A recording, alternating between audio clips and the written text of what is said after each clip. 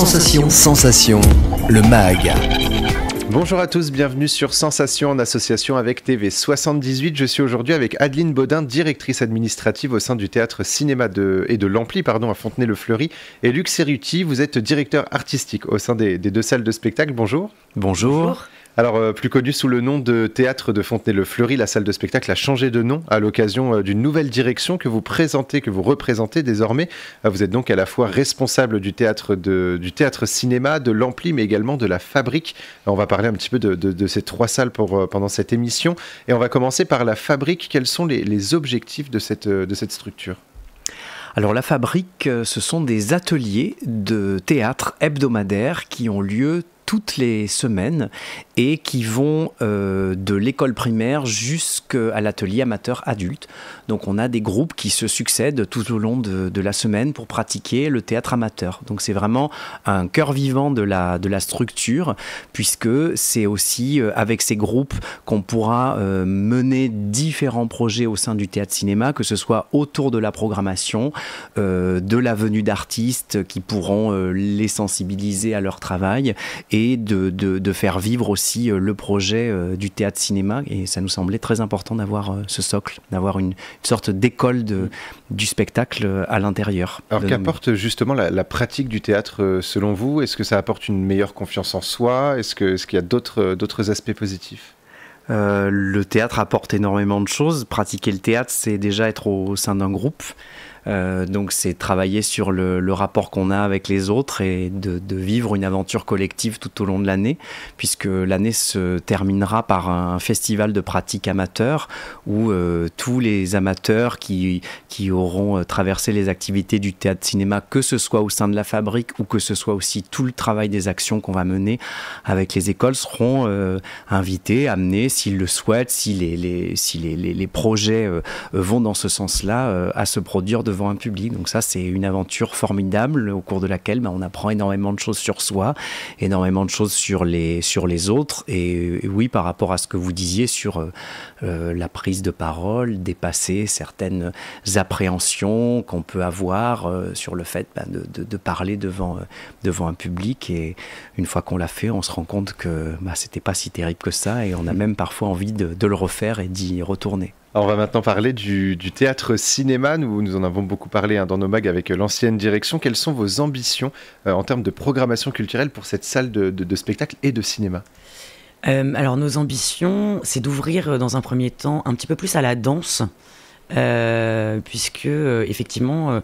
Comme on a pu le dire précédemment, on est sur l'oralité, mais aussi l'écriture. Et donc, dans chaque art, il y a des écritures, que ce soit le spectacle vivant, enfin le théâtre, que ce soit la danse ou le conte, le cirque, et même la musique, d'ailleurs. Donc voilà, l'idée, c'est d'ouvrir en fait sur aussi une programmation, donc on va dire hétéroclite, même si on n'aime pas trop ce mot, parce que ça peut être un peu fourre-tout.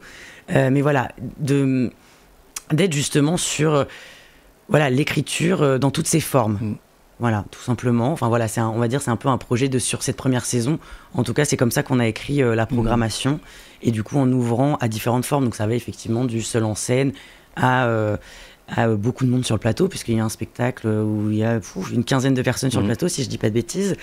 Voilà, donc c'est divers et varié, à la fois dans les formes, dans les pratiques, et puis justement aussi avec ses relations avec le public et comme le disait si justement Luc, avec entre guillemets les élèves de la Fabrique, mais aussi les écoles, les personnes, ce qu'on appelle public empêché, si je puis dire, qui viendraient pas forcément au théâtre naturellement. Il faut aussi les apprivoiser, les intégrer dans des projets, et effectivement ce terrain fertile fontenaisien nous permettra de mener à bien cette vision et ce partage de notre vision de nous, en tout cas culturelle. Et pour le cinéma, est-ce que vous allez proposer seulement les nouveautés justement qui sortent à chaque fois au cinéma, ou est-ce qu'on va pouvoir découvrir ou redécouvrir des grands classiques du cinéma français et du monde ? Alors, en termes de cinéma, donc on va avoir une programmation hebdomadaire, on va dire un peu classique, si je puis dire. Il y a une chose qui, moi, me semble importante, et Luc partage, c'est de pouvoir mettre en avant par semaine ou par mois le court-métrage. Donc, c'est-à-dire avoir 1 ou 2 ou peut-être 3 courts-métrages par mois sur des séances bien précises en lien avec des films ou en tout cas sur des thématiques. Parce que le court-métrage, c'est un peu le début du long-métrage pour la plupart des réalisateurs. Donc, et je trouve qu'il est un peu maltraité, le court-métrage, au niveau des spectateurs, j'entends. Donc ça, c'est déjà une chose qui nous semble importante. Et après, effectivement, alors on n'a pas, pour être honnête, vocation à aller jusqu'au label patrimoine du CNC, puisque c'est quand même des contraintes. Il ne faut pas oublier qu'on partage la même salle, théâtre-cinéma, que techniquement aussi, il y a quelques contraintes. Déjà, il va falloir qu'on reconquiert le label Art et Essai et Jeunesse, puisque vu que le théâtre-cinéma a fermé, il faut qu'on reparte de zéro.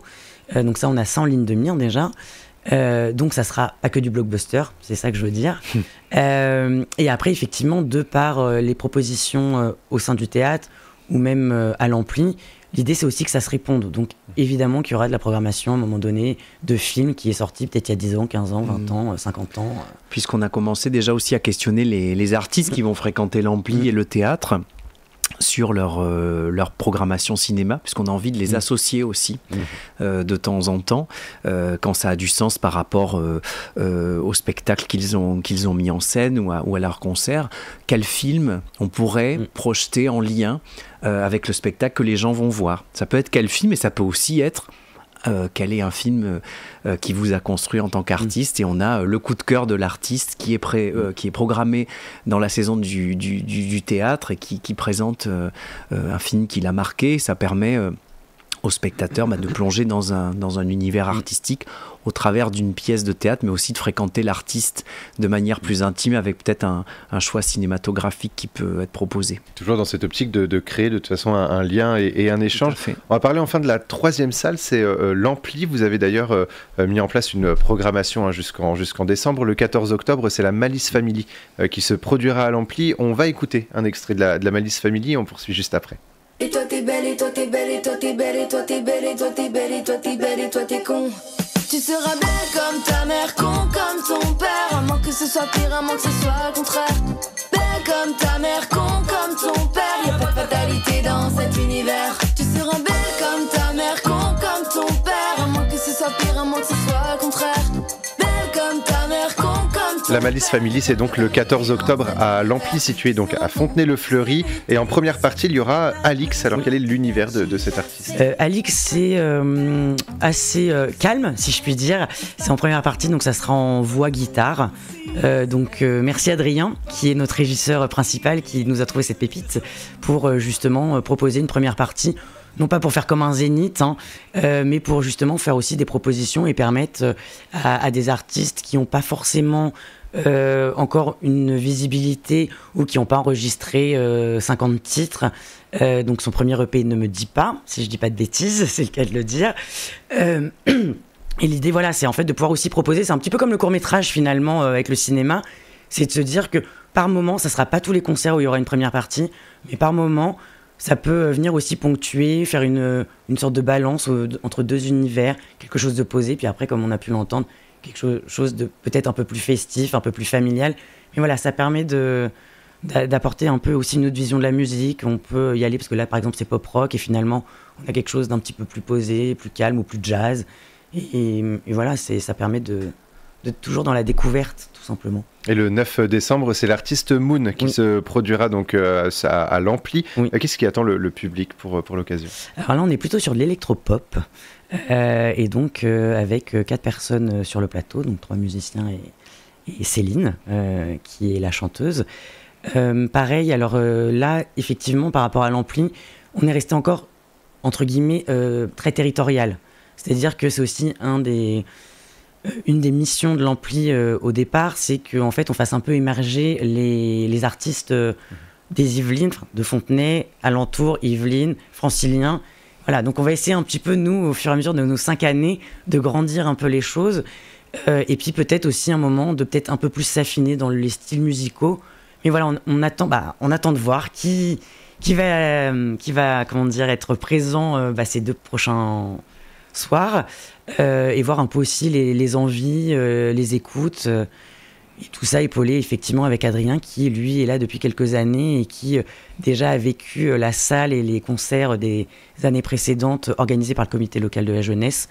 Et merci à eux d'avoir déjà aussi insufflé dans cette salle une programmation depuis 2 saisons qui nous permet nous aussi de pouvoir un peu s'appuyer sur les compétences de ces dernières années. Et on peut de toute façon retrouver donc toute la programmation de l'Ampli sur le site ampli-flf.fr ou sur la programmation du théâtre-cinéma, théâtre-cinéma-flf.fr. Merci beaucoup Adeline et Luc d'avoir été avec nous sur Sensation.